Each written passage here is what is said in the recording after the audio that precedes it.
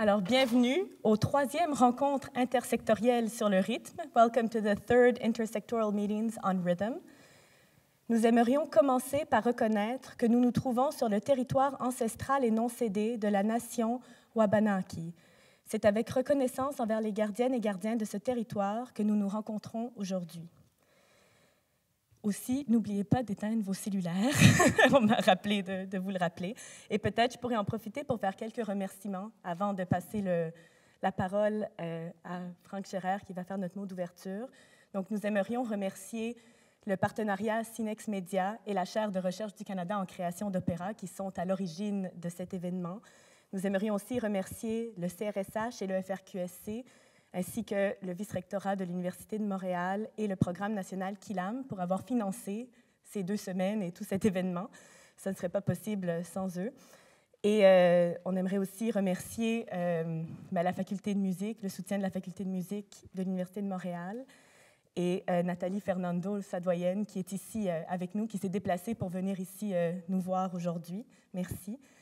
Et merci à tous nos Kilamistes. Thank you so much for being here and to have so generously participated with us during these 3 days. Merci Ana Sokolović d'être à la source de tout ça.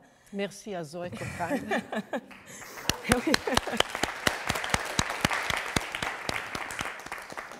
Et merci donc à Franck Chaire, vice-recteur associé à la recherche, à la découverte, à la création et à l'innovation de l'Université de Montréal, qui est venu aussi pour nous soutenir et qui va nous faire quelques mots d'ouverture. Merci Zoé et bonjour à toutes et à tous. Je suis vraiment extrêmement excité à l'idée de participer à l'événement public qui vient clore ce séminaire estival ici à Orford. Ce que vous avez fait là, ces quelques jours, cette rencontre, ce qu'on appelle la sérendipité de la rencontre avec des gens normalement que tu ne rencontres pas, c'est quelque chose qui est assez fondamental pour permettre quelque chose que nous soutenons à l'Université de Montréal, parce que c'est ce qui est de plus en plus attendu de nos chercheurs, c'est faire la recherche transdisciplinaire. Et faire la recherche transdisciplinaire, ce n'est pas forcément des choses extrêmement compliquées, c'est admettre qu'il y ait des défis de connaissance, de défis de compréhension du monde qui interpellent toutes les disciplines ou plein de disciplines différentes, et qu'il est tout simplement important de le reconnaître et d'accepter que le dialogue peut permettre d'avancer dans ce sens, dans l'exploration et dans la compréhension des défis complexes. Donc, et en plus, être transdisciplinaire, c'est être situé quelque part, c'est-à-dire c'est dans la rencontre même que ça se passe beaucoup, dans la façon d'abaisser des barrières qui sont des barrières mentales, en fait, qu'il y a dans les domaines, qui ont été constituées dans le domaine de la recherche. Donc c'est un événement comme celui-ci, avec l'excellence des gens qui sont à la fois présents de ce côté, et qui se sont rencontrés, c'est quelque chose qu'on ne pouvait que soutenir à l'Université de Montréal, parce que pour nous, c'est une chance qu'on ait des professeurs, facultés, etc., qui s'engagent dans ce type d'efforts, d'organiser ce type de rencontres qui nous paraissent vraiment essentielles pour avancer dans une nouvelle façon de travailler, ce qui est effectivement l'essentiel de notre activité à l'Université de Montréal. Puis le dernier point que je dois rappeler aussi, c'est que la recherche à l'université, ça ne peut pas exister sans étudiants. C'est forcément avec les étudiants qu'on fait de la recherche. Ce n'est pas seulement du transfert de connaissances qu'on fait, c'est de la coproduction. Et donc c'est absolument essentiel que la formation et la compréhension et l'exploration se fassent en même temps. Puis c'est ce type d'immersion dans une sorte de retraite créative et scientifique, c'est ce qui a été permis ici. Donc, bravo pour cette très belle organisation. Maintenant, je vais vous écouter, à la fois sous l'angle, je dirais, de l'expression intellectuelle et sous l'angle de la création artistique. Merci.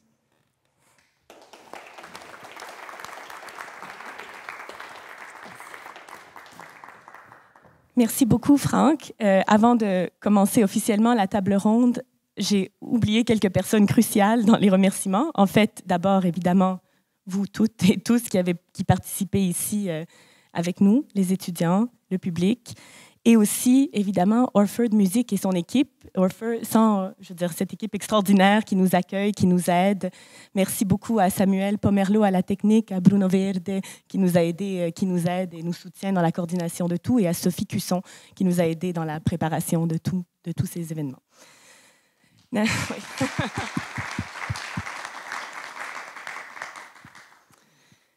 So it's my pleasure to animate this roundtable that's going to close kind of these 3 first days of these activities we've had around rhythm, and this intersectoral meeting between these 5 eminent and distinguished scholars, the composer and Professor Ana Sokolović, and all of you. So it's my pleasure to introduce, I mean, you know them all, but for the audience as well, we have with us today André Gaudreault, a specialist in film studies from the Université de Montréal, Walter Herzog in biomechanics from the University of Calgary, Janet Werker, a developmental psychologist from the University of British Columbia, Vladimir Hatchinski, a neurologist from from Western University, and James Pinfold, a physicist from the University of Alberta, and Ana Sokolović, composer and professor from the Université de Montréal. And so the 5 scholars we have here all won the Killam Prize in 2018. And instead of just earning their prize and going back home, they decided to try to find something that would unite them and to work together. And they just started this, and they thought that rhythm was really a concept that could bond all disciplines and created a bond between their disciplines. And thanks to that, they've been working together ever since 2018. These are the 3rd meetings they've had together. And so we'll hear about their experience and how this 3rd meeting that has included research creation has kind of developed their vision. So my first question for all of you was inspired by a conversation I had with Walter Herzog, where he was telling me that, different people can experience the same event in a very unique and distinct way. So my first question to you is, could you tell us how you have experienced the past few days at Orford? Donc, pourriez-vous nous dire en quelques phrases comment vous avez vécu ces 3 jours à Orford? So I don't know if anyone wants to start. Je peux peut-être commencer. Non, je pense que c'est allumé. Allumé? C'est bon? Moi, je ne suis pas allumé, mais bon, lui. Je vais commencer explaining that the dispositif will be the following. I will talk into French, but in French, and Zoey will translate part of it. C'est ça qu'on a dit? Alors, donc, bon, la première chose que je dirais, moi, c'est peut-être que, en tout cas sur le plan strictement de façon un peu égoïste, sur le plan des Quillamistes ou du groupe Quillam, je pense que c'était important qu'on se retrouve enfin. Bon, parce que vous savez, pas besoin de vous le dire, que la COVID nous a impactés, nous aussi, parce qu'au-delà des apparences, on ne se rencontre pas souvent. On s'est rencontrés peut-être plus que 3 fois, là, mais bon, je pense que c'est même 2 fois. Et sinon, quelques Zooms et quelques rencontres, même sur Skype à l'origine, parce qu'il n'y avait pas encore Zoom. La rencontre importante qu'on a eue, c'était donc en décembre en 2019 à l'Université de Montréal pour les 2e rencontres. Les premières ayant été très parcellaires parce que c'était un petit peu un ballon d'essai qu'on avait fait au mois de mai 2019 avec Vladimir comme invité. Alors, nous ne nous rencontrons pas souvent. Je vais reparler de quelque chose en rapport avec ça tout à l'heure, mais on ne rencontre pas souvent. Et en plus, quand on se rencontre, on est pris dans des activités, bon, etc., surtout à l'Université de Montréal, durant 2 jours, c'était plein d'activités. Ici, il y a eu plus de possibilités de rencontres entre nous, même si moi, pour des raisons médical, je n'ai pas pu participer à tout et pas beaucoup participer aux discussions. Mais ce qui est important pour les kilamistes, je crois, c'est de plus en plus de trouver le moyen de se rencontrer et faire d'autres activités comme celle-là. Donc, c'est extraordinaire que le projet d'Ana Sokolović puisse nous intégrer dans votre réflexion ou dans votre cheminement. Et pour nous, c'était important parce que notre prochaine rencontre devait être à UBC, University of British Columbia, vraisemblablement, mais on l'a retardé. C'est toujours la prochaine rencontre, en principe, en avril 2024. Vous êtes tous les bienvenus. Tout ça n'est pas encore organisé, mais on va l'organiser. Vas-y, puis je vais finir après. Mais résume, well, just to summarize, André is very happy to have seen each other because it's very important actually to meet since despite appearances, they don't actually meet that often. Last time they met in person was in 2019 because as we all know, there was the pandemic. And and often when we do meet, there's not that much time to exchange and talk, but here at Orford, it was really the ideal setting for that. La seule réunion qu'on a pu avoir, qui a été assez courte, 1 heure, mais quand même qui a été très productive, nous a permis de pointer sur le thème éventuel de notre prochaine rencontre à UBC sur, vraisemblablement, je peux me tromper, mais langage et rythme. Je peux peut-être résumer, je vais finir après.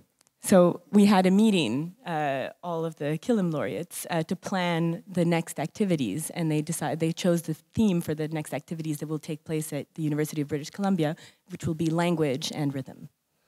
Cela dit, nous ne faisons pas encore de recherche ensemble, même si nous sommes tous partenaires de Synex Media, mais nous avons l'intention de vraisemblablement faire un projet de recherche ensemble. And so the ultimate goal, which they talked about during the team meeting, is to actually develop a common research project together. They're already all part of a partnership, Synex Media, which came out of these intersectoral meetings on rhythm. Et maintenant, pour le volet Orford, je vais terminer là-dessus. Le volet Orford, ben, c'est extraordinaire. Donc, enfin, de venir participer à une activité dans le mythique lieu qu'est Orford Musique. So it's wonderful to be able to participate in this activity in this wonderful mythical place that is Orford Musique.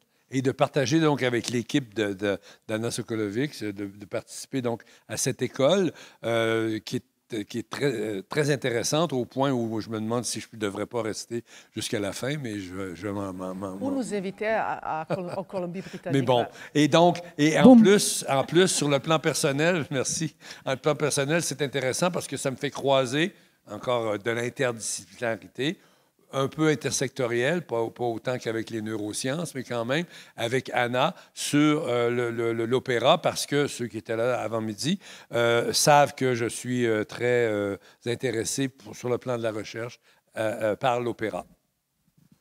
So on a more personal level, also, it has been a great meeting, interdisciplinary meeting where he could meet with Ana and talk about opera and encounter opera, which is very important to his research as well. And Orford has been so great that he is wondering whether he shouldn't stay for the rest of the seminar. So thank you, André. I don't know who would like to next tell us how you've experienced Orford. Walter, would you? Shall I go? Sure. Is this on? Good. So I'm going to respond a little bit differently. You know, as you said, you know, different people perceive things differently, and for me, the surprising thing was, and really the exciting thing was the interaction with the students. And I think for me, maybe more so than for others, because I'm working with physics and engineering and life sciences students, I never really interact with students from the arts and the social sciences and the performing arts. And so seeing that was really exciting to me. And, you know, I always apologized when I approached you because I tried to chat to as many of you as I could. And the one thing that fascinated me about that is how all of you, well, the ones that I did talk to, all of you seem to have that passion, that drive. You know that you want to do what you're doing. And you know, and you're mostly, I guess, on the undergraduate or the master's level. And I compared that a little bit to the undergraduate students or master's level students that come to my lab. And probably 70% of those want to go to medical school. and they're not really particularly interested in science, but they know that they need to do a little bit of science and publish a couple of papers and give a couple of presentations to be more competitive going into school. So that's one aspect that I really enjoyed, that I felt the passion that you have, and that even though, and the other thing that was kind of common is that your future was not really quite sure, we're not quite sure where it's going to take you, but you're going to stick with what you're doing. So I thought that was great. And the other thing that I thought was really interesting is the creative aspect, you know, that you're here and you create something. And I was thinking about my work, and I'm not really creating anything because I'm looking at systems that are already created in place, and I'm trying to figure out how they work, in my particular case on the molecular cellular level. And there's something, I think, very beautiful to that, to not study a finished product and try to analyze it into its all minute details, but to actually, you know, create something that other people then can interpret or study or do whatever they want. So I thought it was very beautiful. Thank you. So, yeah, I've experienced this a little bit differently as well. First and foremost, it's just opened me more and made me even more deeply aware of how whatever question we address in developmental psychology and trying to understand language development in general, you always think that you're making strides in situating something in an interdisciplinary context, because of course nothing develops alone, but seeing the relationship between language and music in Ana's compositions, and getting just a little taste of putting the same ideas to music and to words in different languages has really opened my mind. And similarly, the creative process, watching you students create these operas, these little operas in such a short period of time. We try to do that in the sciences. We try to bring people together for speed dating, for creating ideas, but and research proposals, but it's really tough. And it happens, but you've had to have products in a very short period of time, and that's so impressive. The other aspect of that has become increasingly clear to me is I do study opera at home at UBC as well, and I am aware of the complexity of opera in comparison to so many other performance mediums, but seeing you compose and play an instrument and dance and move on the stage, seeing it unroll in live time just makes me appreciate the complexity even more. So thank you. Thank you, Janet. And maybe I'll just take a minute, puisque je traduisais en anglais. Je vais traduire en français aussi très brièvement, I think, just for the students. So, Walter, il disait juste que ce qui l'a touché le plus a été la rencontre avec les étudiants, et il a été touché par votre passion qu'il ne retrouve pas toujours chez les étudiants en sciences qui souvent veulent devenir médecins, puis ils ne sont pas nécessairement passionnés par les matières avec lesquelles lui il travaille. Puis l'autre chose, c'était le processus créatif l'a énormément touché, parce que lui, il est habitué à analyser les choses et voir comment ça marche, mais de voir le contraire, puis le processus créatif, c'était très inspirant. Puis pour Janet, ça a vraiment ouvert son esprit, en fait, d'être ici, de découvrir la relation entre la musique et la langue et toutes les relations qu'il y avait. Puis ensuite, elle a toujours su que l'opéra, elle s'intéresse à l'opéra aussi, puis que c'est un processus très complexe, mais de pouvoir le voir en œuvre, vous voir faire toutes ces choses, chanter, danser, jouer de l'instrument, composer, etc., l'a vraiment éveillé encore plus à cette complexité. Oh. Well, it has been a personal and a professional treat and privilege. At the personal level, I'm an amateur composer. And then to see a professional and how she builds it all up with their creativity, and then puts it together. And then there's a product that will arise out of what appear to be atoms. And the surprising thing to me is that apparently some of these students just met that morning. I mean, to me, that's absolutely amazing. So from a personal level, that was just a treat and enjoyment and enlightenment. Professionally, I'm advocating preventing dementia and the majority of neurological disorders by the lifelong promotion of whole brain health. Now, let me explain. The pandemic has shown that your thinking is affected by how you feel. That's no secret. The thing we didn't know was so powerful is the solitude. It turns out that solitude is as deadly as smoking 15 cigarettes a day. And it increases your chances of having a heart attack by a quarter. It increases your chance of having a stroke by a third. And it doubles your chances of having dementia, right? So and the other point is that the thinking, so my definition of whole brain health is when you're thinking, you're feeling, and you're connecting with others is the best it can be. And so you cannot change, if your thinking is not working, you're going to change how you feel and your connectivity. If you are depressed or anxious, you may not perform as well. And if you're isolated, I already shared the statistics. So I thought, an interesting statistic in Britain, the number of musical instruments was sold much more during the pandemic than before. And clearly, music was a refuge. And I've learned that apparently all cultures sing and dance. Moreover, people from one culture can recognize the four main types of another. There are lullabies, there are the slow, soothing, sweet music. Then there's dancing, animated, rhythmic, etc.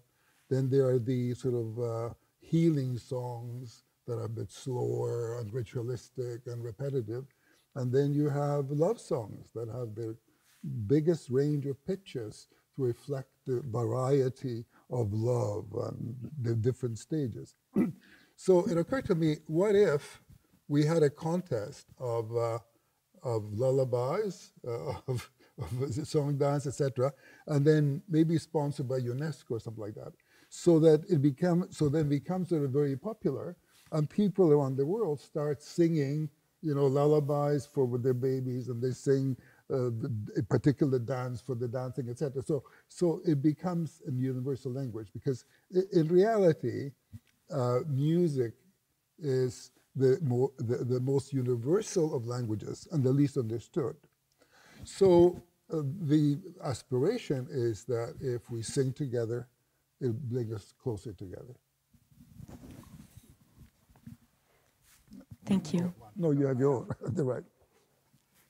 Okay, so I understand it to mean how I experienced the last 3 days, basically the question. So, well, as a particle physicist, I'm used to working with tens of thousands of physicists at big physics laboratories, and I thought I would be not in my comfort zone maybe in Orford, because I know that it's very much dedicated to the arts. Instead, I felt, when I came here, I felt strangely relaxed, energized, and enthralled. And I expect that was because I was with a great group of people. I was in an incredible, wonderful, creative atmosphere.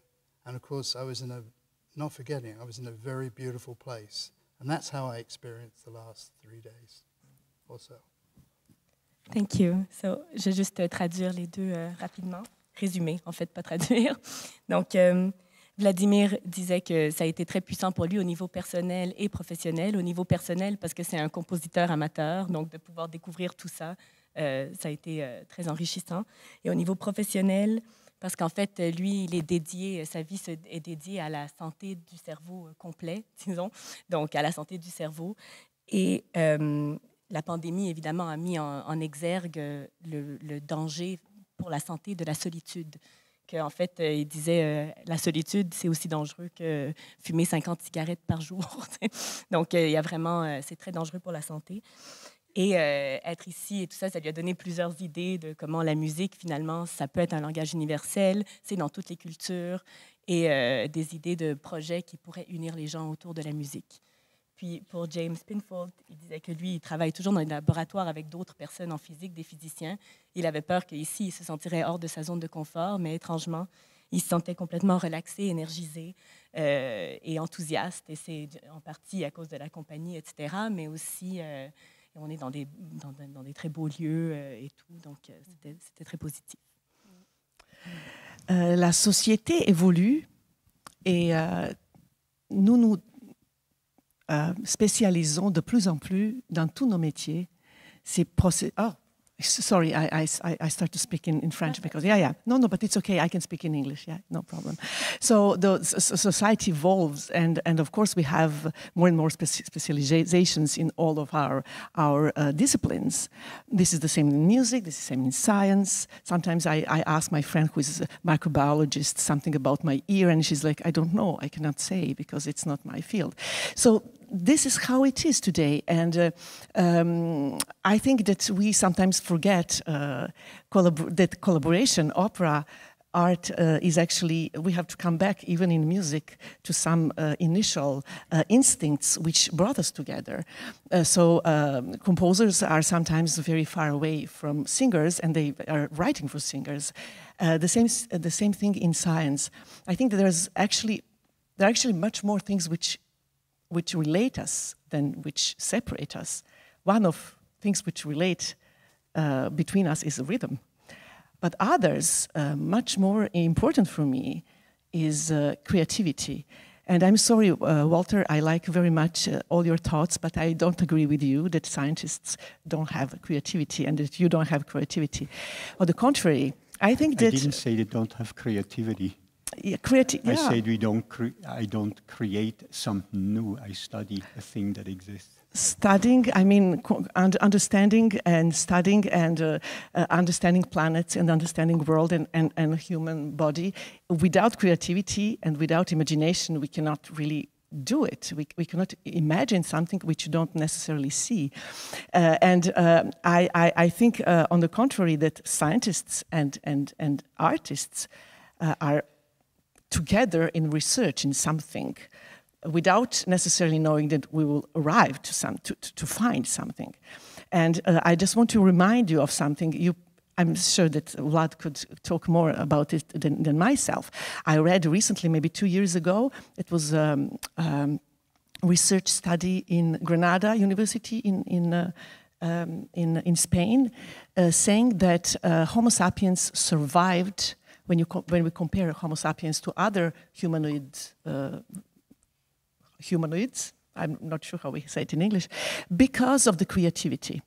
With these genes, which we found, which are related to being able to find solutions in all situations, which are related to creativity. Even the other species were actually much more physically stronger than Homo sapiens. So, in the same, for the same answer to your question, Zoey, here, these 3 days were exactly as I planned and expected in the highest level. That means that first of all, my meeting with my dear colleagues, Sarah Bild, Martin Genest, Robin Wheeler, and Monique Paget, who are here to coach our beautiful students who are very much open, and they're opening more and more. To be able to work together, we have to understand other. And to understand other, we have to start to feel what the other are feeling, but they're doing their job, or where they're doing their kind of work. So if we understand better each other, we'll be able to connect with them better and to collaborate better, and not being in our proper world. And understanding our world, understanding our researchers. Research is, I mean, it was really amazing. You saw how your talk actually inspired our students' works. So you will have possibility to see their works in a few minutes. Donc, je résume. Mais elle disait juste que finalement, on est toujours très séparés dans les disciplines Mais en fait, il y a beaucoup plus de choses qui nous unissent qu'on le pense, puis la collaboration est essentielle. Et que finalement, ce séminaire a permis d'amener tout ça à travers la créativité. Donc, well, you've all already kind of answered a little bit of the second question, but I think we can, I'll ask it anyways to see if there's something you want to add to what you've already said, which was how has this contact with each other and with the professors and students of the opera seminar nourished your thinking or your research? So, ce serait en français. Comment ce contact entre vous et avec les professeurs et étudiants du séminaire d'opéra a-t-il nourri vos réflexions?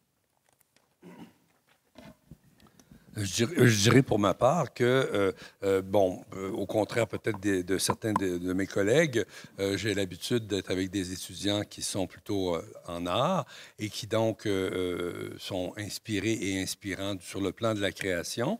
D'une part. D'autre part, je dirais aussi que ce que m'a apporté les différents sketchs, je vais les appeler comme ça, qui ont été préparés, ou les différents numéros, les différents exercices qui ont été préparés, est vraiment important pour moi, dans la mesure où chacun d'eux m'a permis de m'interroger sur certains fondamentaux de la réflexion que j'ai sur les arts en général, mais aussi, bien sûr, sur la musique, mais aussi sur le cinéma, et aussi, bien sûr, sur la réflexion intellectuelle et théorique sur les arts ou, comme je les appelle, les différentes séries culturelles. Dans certaines de mes interventions, j'ai montré comment les sketchs, ou appelons-les comme ça, comme je l'ai dit, les sketchs interrogeaient certains fondamentaux, comme la question de la transparence de l'énonciation, la question de l'étrangeté, la question du rapport entre l'obscurcissement des formes et la volonté d'exprimer une émotion. Émotion est le mot, je pense, le plus important eu égard aux travaux des étudiants. Parce que, au-delà du fait que certains d'entre eux tendaient plus du côté de la narration, mettons comme celui sur la dame qui se noie, disons-le comme ça, autant d'autres étaient plus portés sur l'attraction, le mouvement, le désir d'impressionner le spectateur sur le plan visuel, de l'interpeller et tout, en plus du fait que la musique était très prenante. Bon, donc l'émotion, je pense que c'est l'aspect le plus important de ce que, ou je dirais peut-être les émotions, de ce que les travaux étudiants ont pu apporter. L'émotion, mais aussi la poésie. D'une certaine manière, il y avait beaucoup de poésie aussi dans les communications des kilamistes. J'ai pris une petite note tout à l'heure parce que c'est un mot que je ne peux pas répéter si je ne l'ai pas par écrit. Mais j'ai bien aimé les mots fétiches de Janet, comme « foki bouge, foki koge ». Je trouve que c'était vraiment un aspect strictement poétique d'un rapport avec la science. Bien sûr aussi, il y a Vlad puis sa valse entraînante qui est peut-être plus poétique que ses Rhythm Disturbance. Mais il y a James, j'aurais bien aimé et j'ai hâte qu'on voit son film numéro 2 et son film numéro 3. Et c'est donc ces harmonies cosmologiques. Puis, je dirais, peut-être que il va être étonné, mais Walter puis son reverse breathing m'a beaucoup impressionné. Je trouvais que c'était intéressant de voir qu'on pouvait renverser comme la vapeur et que ça ouvrait les synapses du cerveau. Donc, pour moi, c'est ça le plus important, je dirais. Merci. So just to summarize, he talked about how the operatic scenes that the students created really helped him develop, and each creation he saw helped him deepen his reflection on kind of basics of the arts, you know, such as the narration, enunciation, strangeness, the forms, and all that. But most importantly was emotion. That was the most important aspect, and how, you know, the students not only sometimes were in the more narrative aspect, but they also worked on the visual movement in space and all these different things. And so there was also a lot of poetry. There was a lot of poetry in the work the students did, but there was also a lot of poetry in your presentations. And he mentioned everything, you know, he found poetic in each of your, you know, Walter's reverse breathing, Janet's the language, the invented language, Vladimir's waltz, and James's films. So how about you, Walter? I guess we'll just go around. In order. So in rhythm. In the rhythm, exactly. I, all life long, even when I was young, I always loved to talk to people who are very good at what they're doing. And so for me, really independent of the rhythm thing and independent of that, all the people around me here are very good at what they are doing. And so for me, it's just a pleasure to come and hear their wisdom and hear what they're doing. And in my life, I had, and it goes into everything. So coming from a sports area, I have been able to coach Olympic athletes. I've met many Olympic gold medal winners, and I love to chat to them. They might not be that intelligent, but they are very, very good at something. I had the privilege, you know, meeting some people in art. You know, for example, at the University of Iowa, I'm not really sure why, but they always have fabulous dance programs in the summer there. And so the Martha Graham Dance Theater is always there, always Alvin Ailey Dance Company is always there. And when Martha Graham was very, very old, I had the opportunity before a performance to actually go to something, to an explanation that she gave about Appalachian dance, which they performed. And she must have been 85 or 90 years old, and it was just full of life. And you know, and I don't know anything about dance, but I stood back because I wanted to talk to her. I wanted to know what she has to say. So I'm a sucker for talking to people who are very, very good at what they're doing. And that's really what I very, very much enjoy here and try to do in my other life as well. Donc, Walter disait qu'il aime beaucoup depuis toujours parler, échanger avec des gens qui sont vraiment très bons dans ce qu'ils font et que ça lui amène énormément de choses, que ce soit les sportifs olympiques, les danseurs professionnels ou ses collègues ici. Yeah, so there are a lot of ways in which these couple of days have influenced, I think, our research going forward. So there's some specific content we're talking about, looking at. But I think more than that was what I've learned from this is the importance of process, and that I will take that into my research. So from the lectures that were given by the other faculty outside of us, I learned content, but I also, your lectures were about process as well. And that was really important, and I'll take that with me. Robin specifically, we've come to some of the same knowledge through very different routes. And that was really fascinating to me, and I think shows the power of collaboration. But the way this whole workshop is put together around process, I'm trying to figure out how to do that with my students and in my field. And I think one of the attributes that made this so enthralling and just inspiring to all of us was the vulnerability that you students were willing to adopt in the productions that you were putting on. And it made I think all of us drop our protective shields and just be open to learning from each other.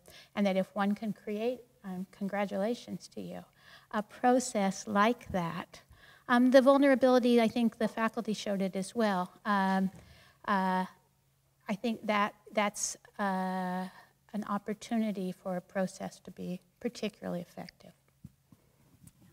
Thank you. Donc, juste pour traduire rapidement, elle a dit qu'il y a beaucoup de choses au niveau du contenu qu'elle a appris qui ont nourri sa recherche, mais le plus important, c'était l'emphase sur le processus et que c'était très inspirant, que dans les présentations des autres professeurs, dans votre travail, dans comment le séminaire est construit, c'est tout centré sur le processus, puis qu'elle veut essayer de ramener ça avec elle et elle essaie de voir comment elle peut l'instaurer chez elle. Puis en plus, elle a été très touchée par la vulnérabilité que tout le monde a montré, que vous avez démontré dans vos créations, en vous présentant, aussi les professeurs dans leurs présentations, et que cette vulnérabilité-là, c'est vraiment ce qui ouvre la porte au processus et à la collaboration.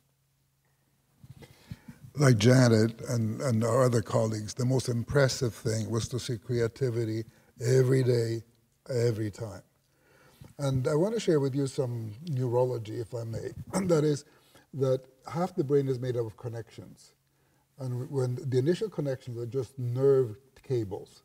And as the child develops, it gets covered with, it's called myelin, like insulation, and it's much more effective, much quicker.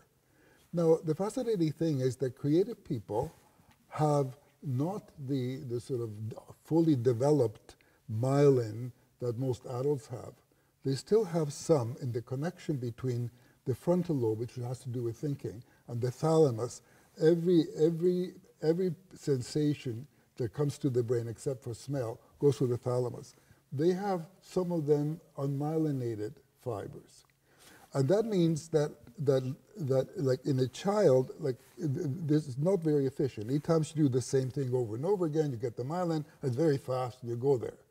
In a child, it could go somewhere else, and you think of something else. And I guess creative people do the same. So the lesson for me is when I go back and have my students, rather than tell them do this to be efficient, I can tell them you can think slow, you can think crazy, and then let's talk about how we implement whatever crazy and creative idea you have. So that's, to me, the overwhelming lesson. A revelation, really. I mean, I knew about creativity, but in our professions, we get recognized for being good at one thing. And the world isn't connected. You cannot touch one without touch the other. And I agree with Anne that creative people tend to share similar attitudes.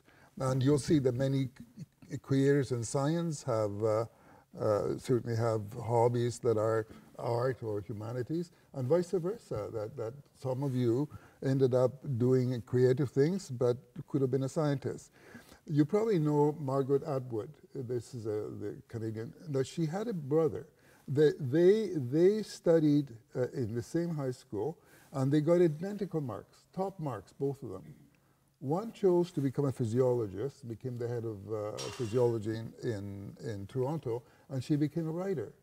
But it's hard to know, whether he had the capacity for one or the other. It also has to do which way you challenge that creativity.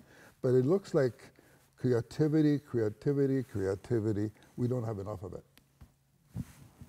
Thank you. Donc, en fait, il a fait un parallèle avec le cerveau. Il a été très touché par la créativité, évidemment, par voir cette créativité à l'œuvre. Puis il expliquait que dans le cerveau, finalement, il y a les câbles, il y a plein de connexions dans le cerveau, mais qu'au fur et à mesure, il y a la myéline qui vient pour rendre plus rapide le chemin entre les connexions, donc ça nous rend plus efficaces. Puis il disait que, en fait, chez les personnes créatives, un peu comme il y a certains passages qui restent sans myéline, si j'ai bien compris, qui permettent donc, au lieu d'avoir toujours cette efficacité, comme un enfant, il va répéter plusieurs fois la même chose, mais des fois, au lieu de refaire la même chose, il va aller ailleurs et explorer autre chose.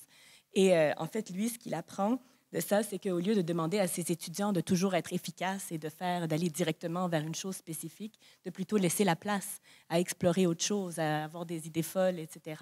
Donc, de laisser de la place à cette créativité au lieu de toujours l'efficacité. Et qu'en fait, il y a un pouvoir énorme qui peut venir de cette créativité. Et que dans les sciences et les arts, la créativité est à l'œuvre, en fait. Okay, so how has the last 3 days nourished my thinking and research, I think is the question. And people have talked about creativity. To me, the handmaiden, or shall we say the instigator of creativity, is imagination. And these last few days have reinforced to me the importance of imagination. And Einstein has a famous quote here. He says that imagination is more important than knowledge. Now, we all know knowledge is very important. He didn't mean that knowledge is not important. What he meant was knowledge is limited, but imagination takes you everywhere. Okay? En fait, pour lui, ce qu'il a vraiment découvert, c'est l'importance de l'imagination. Ben, en fait, découvert, il le savait, mais ça l'a vraiment rappelé cette importance. Puis il parlait d'une citation connue d'Einstein qui disait que l'imagination est plus importante que la connaissance. Pas parce que la connaissance n'est pas importante, évidemment c'est important, mais elle est limitée, alors que l'imagination est illimitée. Je veux juste rajouter que sans imagination, on ne pourrait pas faire la science, parce que justement, c'est elle qui nous ouvre la porte. Imaginez si on avait imaginé en XVIe siècle d'aller sur la Lune. Mais on a imaginé, mais finalement, on est allé sur la Lune. Donc, c'est elle qui nous a amenés vers... Encore, je parle en français, c'est super. Puis je regarde dans les yeux, les dents. Okay. But I think it was. I will stop here because I have a lot of things to say, and I'm just curious, and actually sad that we are all agree how imagination is important, and though we still have some problems, and imagination is something which can be developed. You just work on it, and what is the better place to develop your imagination than through art? And I'm sometimes sad that we don't have enough in schools concentration on art. You were talking about choir, about singing, about the principal elements of exchange, of democracy, of understanding each other, is like singing in the choirs, and we still don't have in Quebec, unfortunately, in all school possibility to sing, because some schools don't have. This is another topic, and I don't want to talk a bit about it, but I just want to say how, for me, it's important, because music and art develop imagination, and with the imagination, we are all better in everything we do. Even if it's not connected to the art or to the science, we are better. And imagine if our politicians had a little bit more imagination, how the world would be better. Donc, elle rajoutait dessus que l'imagination est tellement importante et pour les sciences aussi, mais et que les arts et la musique, c'est la meilleure façon de développer l'imagination. Donc, c'est dommage qu'on n'en fasse pas plus à l'école. Et par exemple chanter dans des chorales, etc. Puis si nos politiciens avaient plus d'imagination, imaginez comment le monde irait mieux. Donc, so this brings us actually to the final question, which is the reverse of this question. So it's, the first question, the question I just asked was, how has all this creativity nourished your thinking? And now my question to you is, how do you find that your presentations and your research has and can nourish creativity and the creative process? Donc, en français, en fait, c'était comment pensez-vous que ce travail intersectoriel et les présentations dans les disciplines si éloignées ont nourri et peuvent nourrir la création? En ce qui concerne ma propre présentation, c'est sûr que ça n'a pas pu avoir d'incidence puisque c'était après coup. Pour les autres, je n'oserais pas parler. Peut-être que les collègues pourront le dire et le noter. Mais je voudrais quand même terminer, si c'est la dernière question, en disant que j'ai bien aimé donc, le rapport entre la connaissance et l'imagination. C'est bizarre parce que l'imagination, d'une certaine manière, il s'agit de fermer ses yeux.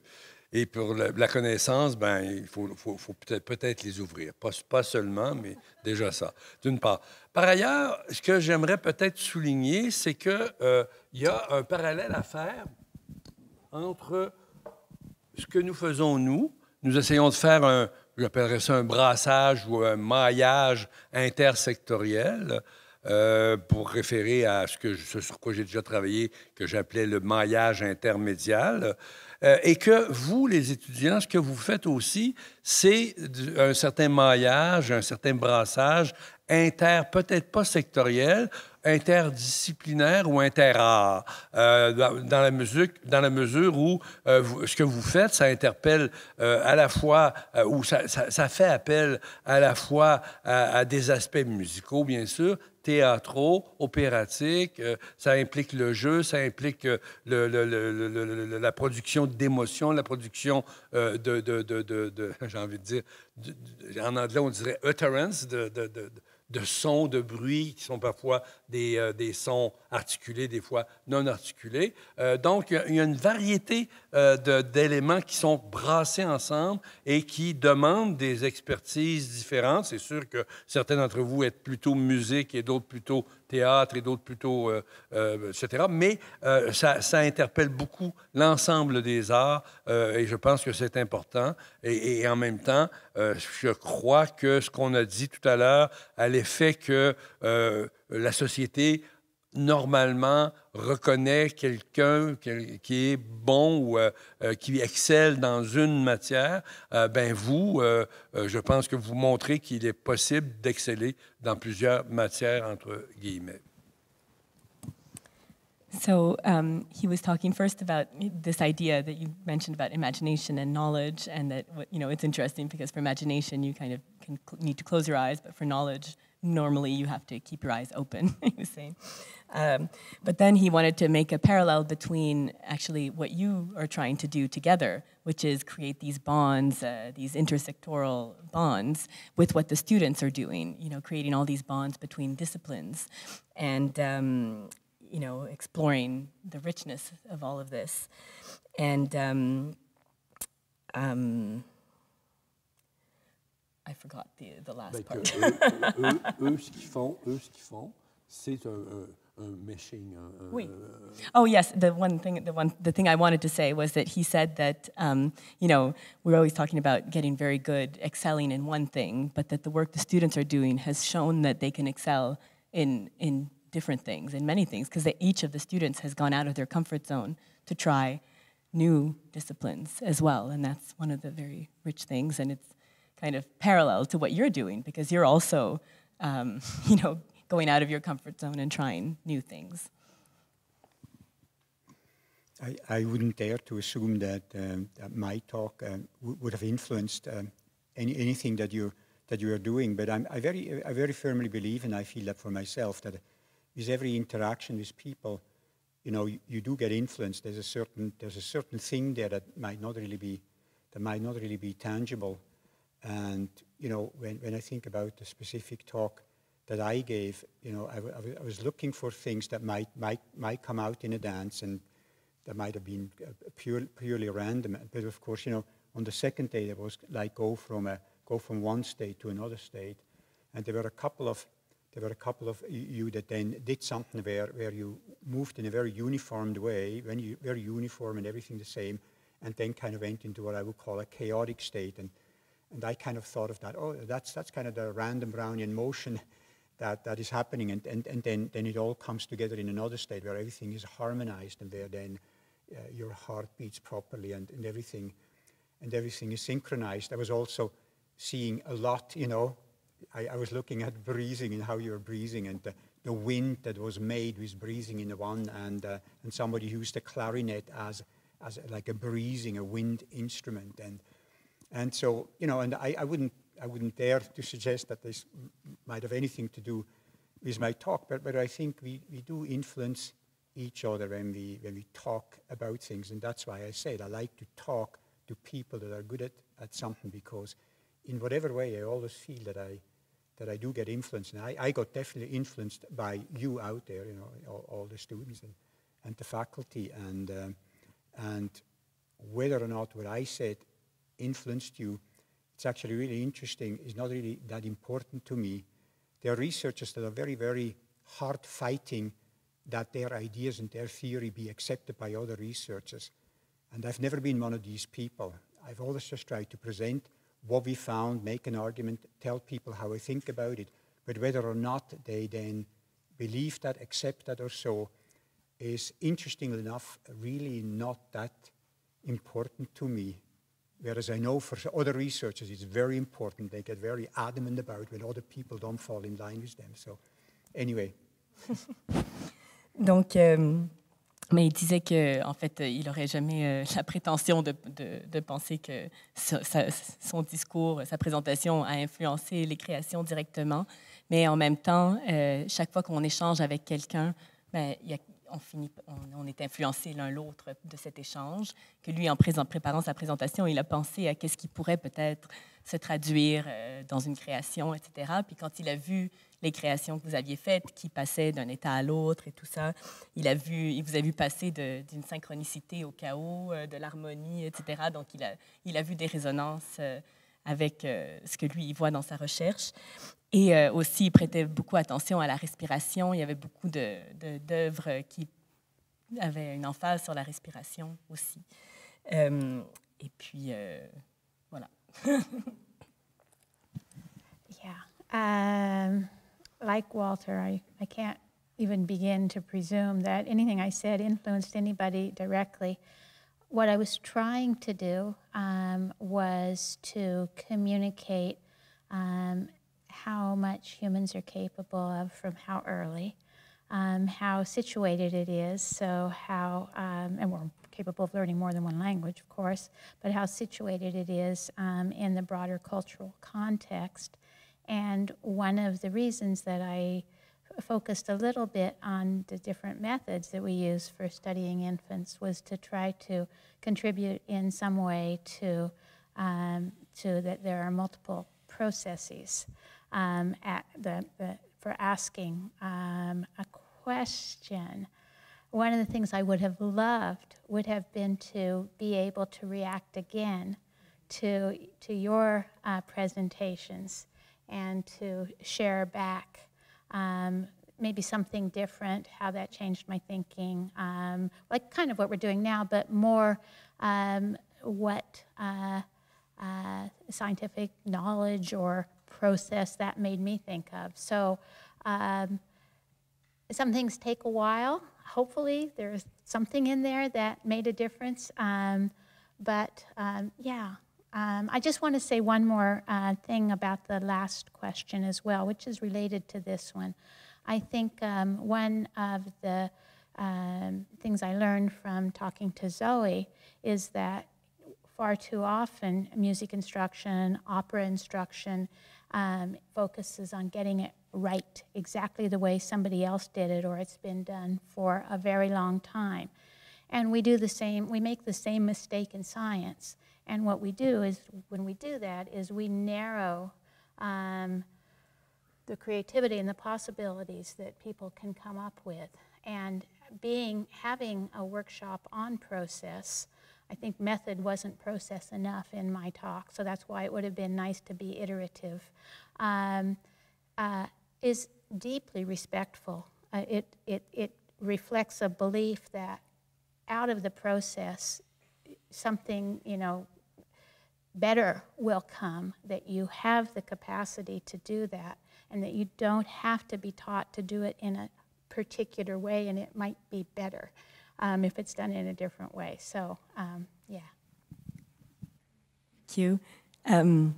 Donc, en fait, elle disait que ce qu'elle voulait vraiment montrer, c'était, en fait, de combien les êtres humains sont capables de faire, et depuis combien, si tôt, en fait, depuis la tendre enfance, depuis qu'on est en utérus.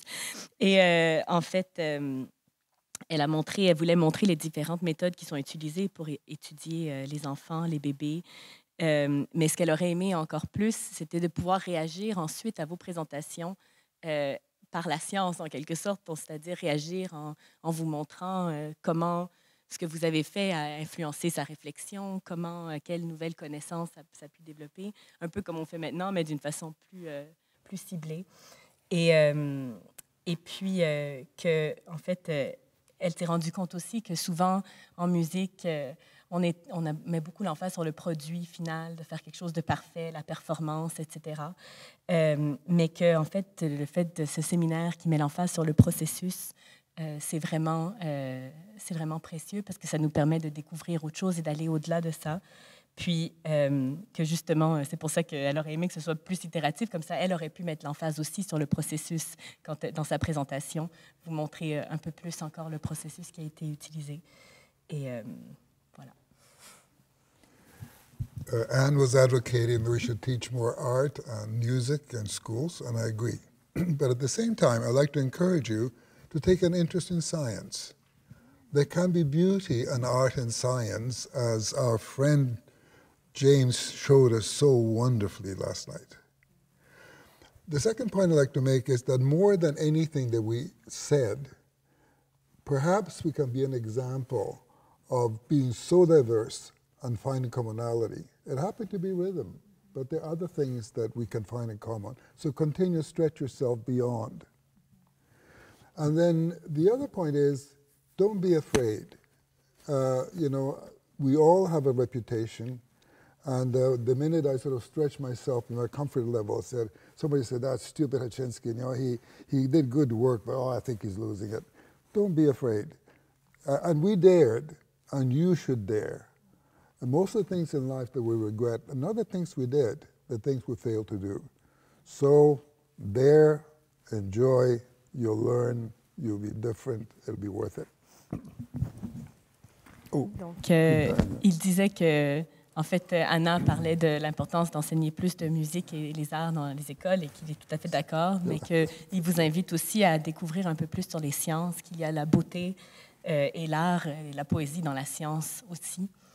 Et puis que peut-être, plus que ce que chacun a dit, ils espèrent pouvoir être un exemple aussi sur comment des personnes de disciplines si éloignées, etc., ont réussi et ont cherché à trouver quelque chose de commun. Ici, c'était le rythme, mais ça pourrait être n'importe quoi. Donc, de vous inviter à essayer de faire ça aussi, comme vous le faites déjà. Et surtout, donc, la dernière chose qu'il voulait vous dire, c'est de ne pas avoir peur. Des fois, comme vous l'avez fait d'ailleurs, on a peur de sortir de notre zone de confort, on a peur de ce que les gens vont penser de nous, etc. Mais il disait que, en fait, ce qu'on regrette le plus dans la vie, c'est pas tant les choses qu'on a faites, mais c'est les choses qu'on n'a pas osé faire. Donc. Okay, my turn. So, I believe that all creative endeavors are branches of the same tree, and they're all fed by the same sap: intuition, creativity, inspiration, and our job, I think that's the natural state. So the natural state of man is for creativity to flow, but we stop it. And that's maybe the modern world, the modern time stops it. I don't know, I think it encourages sometimes and stops it others. But in many people it gets stopped. So I think, I hope I've done a little bit to increase the flow, the rising of the sap in the tree. Maybe fruits won't show for the next few years, maybe never. But certainly in me, my sap is definitely flowing from this last 3 meetings, and it's certainly influenced my creativity. I think I feel fed as a branch in a tree with the sap flowing naturally as it should do in a good world. Okay. Thank you. Donc, lui, il disait qu'il voit la créativité, en fait, que toutes les créativités sont comme les branches d'un même arbre, qui sont nourries d'une sève commune, l'intuition et tout ça, et l'imagination. Et qu'en fait, ce serait un peu l'état naturel, mais on a tendance à essayer de le bloquer, de l'arrêter, d'arrêter cette créativité. Donc, lui, en fait, ce qu'il espère, c'est d'avoir réussi à contribuer à cette montée de sève dans l'arbre de votre créativité, disons, puis que lui, il sent que la sienne a beaucoup monté, puis qu'il se sent vraiment nourri, et que c'est comme si la sève circule comme elle devrait naturellement grâce à ces rencontres. Creativity, imagination doesn't mean anything if it's for us only. When we correspond with others, when we are in community, in small communities, bigger communities, when it makes sense. And that's why I'm the luckiest person in the world being here with you today.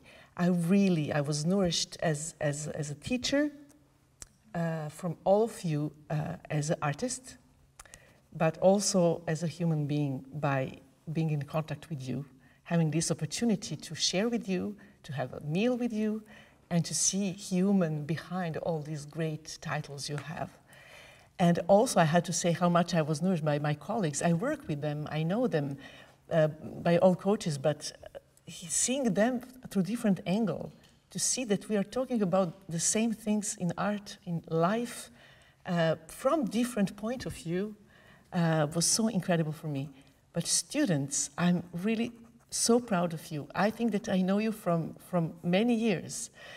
You are so amazing, you are so open, and you are so ready to understand each other. And I think if we are all like this in everything we do in a society, society would be better, because we will not think just about us. It's not only me, but me within the others, with the society. So I really feel privileged to be here with you today. Donc elle disait que la créativité et l'imagination n'est pas juste pour nous, puis qu'elle se sent vraiment nourrie comme une enseignante, comme une artiste, mais aussi comme un être humain par ses rencontres avec vous, avec ses collègues, avec les étudiants, de découvrir les êtres humains qui sont derrière tous ces grands titres et cette recherche distinguée, et de voir comment, avec ses collègues, chacun voit la vie d'une façon différente. Et les étudiants, comment, en fait, elle a l'impression qu'elle vous connaît depuis très longtemps, alors que ça fait juste quelques jours, et puis vous êtes tellement ouverts, et ouverts à essayer des choses, et que si tout le monde dans la société était comme ça, ben, ça irait beaucoup mieux, disons. Donc, écoutez, il nous reste quelques minutes. There are a few minutes left. I don't know if anyone wants to ask a question to our panelists. Si quelqu'un avait une question. Dare to ask a question. Or you'll regret it. There's no stupid question, there's stupid answers. And if we answering, then we run the risk, not you. Il a dit oser poser une question. Comment? Il a dit oser poser une question. Ah oui, oh, there. ou donner des réponses. Clément? Qu'est-ce que tu vois? Oui, c'est une question. It's a question for the economists that are more on the scientific side of things. What would you think about maybe having students from math, physics, psychology to join our students here, our musicians, our opera? Good idea. Do you think this could maybe mesh together? Would there be any ideas for stuff they can maybe work on together? Qu'est-ce qu'il dit?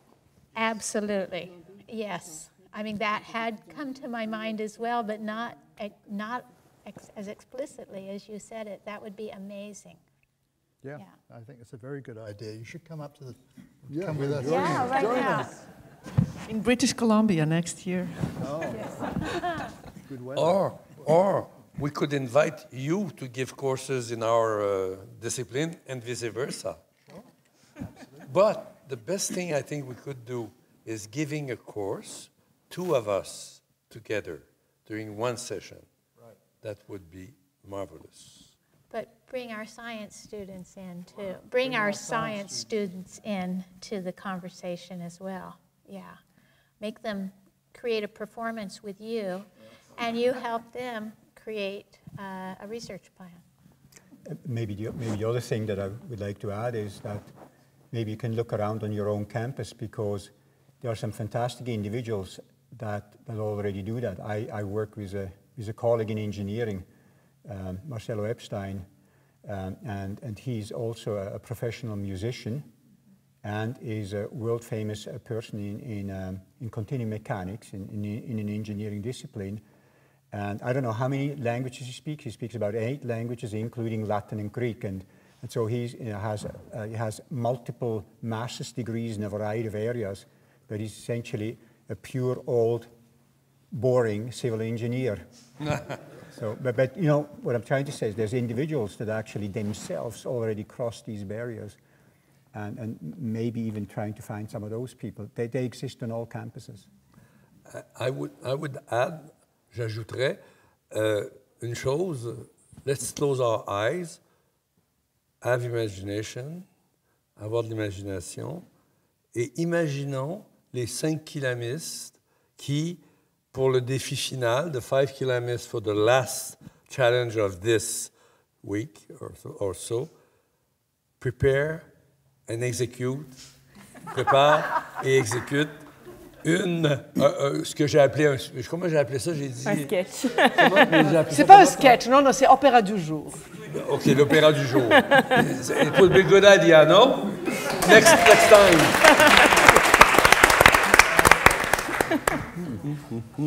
Merci. That would be great. We should have thought of that. We should do it again. Yeah. We should do it again. Oh, come on. Not too late. I just jump in. Melinda, I live with an art historian, so I learn a lot from her, Melinda, in the audience there. And Alfred Jarry, I think, if I'm saying it correct, yes, had this pataphysics. You know pataphysics from Alfred Jarry? I think he was... Alfred Jarry, il dit quoi? Pataphysics. So, obviously, we should invent a kind of pataphysics for the next meeting. Or a patate physique, no? Oh, I probably said it wrong, of course. But seeing Isabelle Peretz sitting out there, my colleagues who do research on music, most of them are musicians as well, and they're just constantly traversing the two worlds. So, yeah. Don't ask us to improvise now.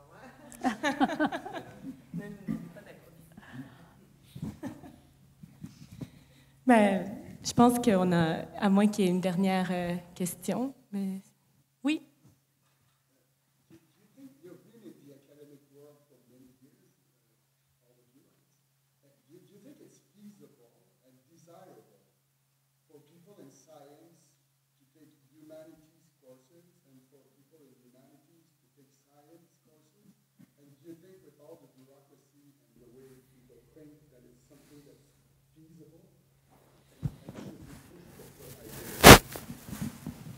So, did you hear the question? Sorry? Did everyone hear the question? Yes. Yeah, okay. Yeah, I think of it. Well, at our university, the president is actually an English specialist, and he's advocating teaching humanities and art courses for science. And I had lunch with him, and I said, it has to be the other way as well, because that's only half done. Now, I'm not sure you're paying attention to me, but, but there'll be others who have the same opinion as I. It has to be reciprocal, because, you know, if you look at the literature of any field, and then you boil it down to what we know for sure or what should be tested for sure. We know very little, but whatever we know, we boil it down. So we know this for sure, and this is how we know it, and this is what we need to do. And then, instead of using jargon, have it expressed in lay language. And if you cannot do it, scientists and scholars are not very good at lay language. Get a journalist to translate it. And they get the next discipline to boil it down. And if you boil down what's known for sure, and how we know it, and what we need to know, you end up with much less information than we would suggest. And then don't be afraid to put it together. That's when you can exercise it. You know, at the moment, a lot of the literature is inaccessible. For example, I'm interested in emotion from a brain viewpoint. I bought a book on the history of emotion by a scholar. I could not read it, as hard as I tried. So if that, and I bet you that book could have been boiled down to probably one summary and one page. And I would have read the page in lay language, and then I would have had at least a piece to work with. Not everyone is a scholar. So I think we have a big problem that we produce knowledge at universities, but we are terrible at translating it or even talking to each other. So I do think that we should be teaching humanities and arts and science, and also boiling it down, because we don't need facts, as much facts as we used to. With Wikipedia and the internet, a lot of information can be available, but the thinking has to be taught and how they all relate. And I go back to what James said. Ultimately, it's the same source. It's different aspect of the same reality.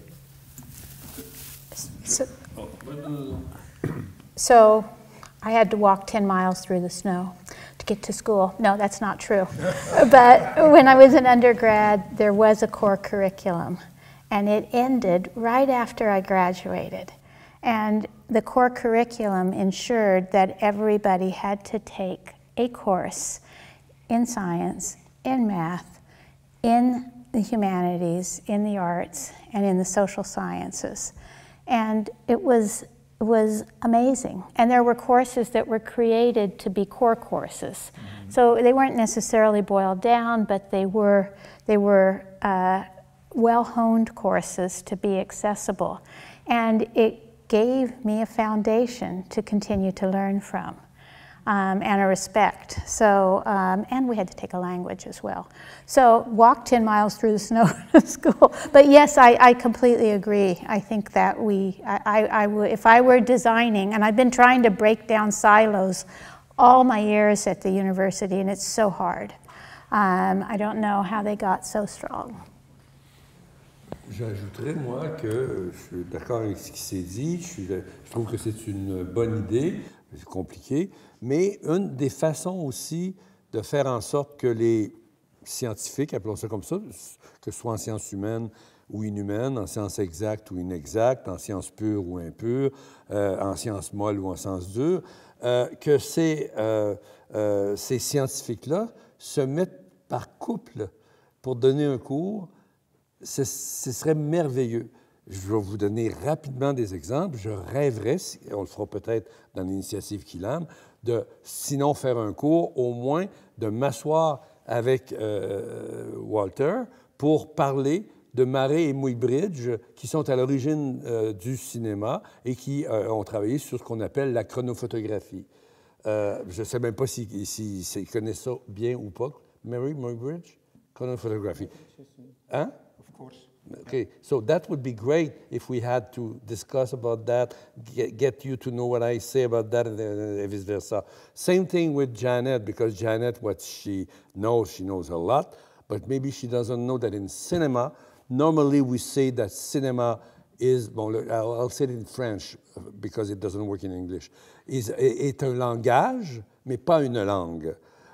So that's something very important that I would like to discuss with her. It would open her eyes and open my eyes also to exchange on that. With Vladimir, it will be very interesting for me to pursue, I don't know if it's the right term, the research I made for my 2019 research on REM, rapid eye movement, in the dream and in cinema, but with someone who knows about it on the side of science, which I don't, of fundamental science or neurology, which I don't know. Same thing with James.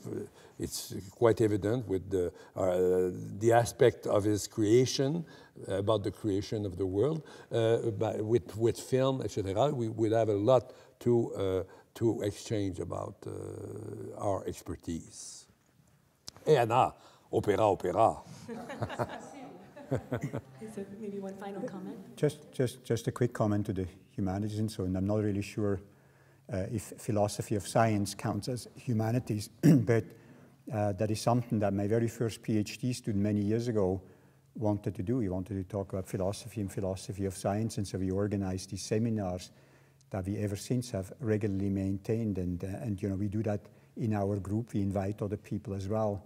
So I think even, you know, within the regular sciences program, you can incorporate something like that, you know, outside of the regular curriculum, and it's always a fun evening. We do it about once every month and have a little beer with it, and so. But then we discuss a serious text and a serious aspect of, usually about philosophy, but usually related to philosophy of science. And so I think, you know, we all have the possibility to incorporate that in our lives. I personally feel that's very important. I had to take philosophy of science when I was educated as a PhD student. I was absolutely devastated that that didn't exist when I came to Canada. And so I thought we need to do something about that because I think the philosophical context of doing science is tremendously important. For me it is, and I think it should be for my students as well. Thank you, and thank you so much. Merci pour vos questions aussi et pour votre attention. Donc maintenant, on va prendre une pause de 15 minutes, suite à quoi vous pourrez, donc on pourra découvrir en fait l'impact concret de ce travail de recherche-création à travers les sketchs, non c'est pas vrai, les scènes opératiques qui ont été développées donc, par les étudiants du séminaire pendant ces 3 jours.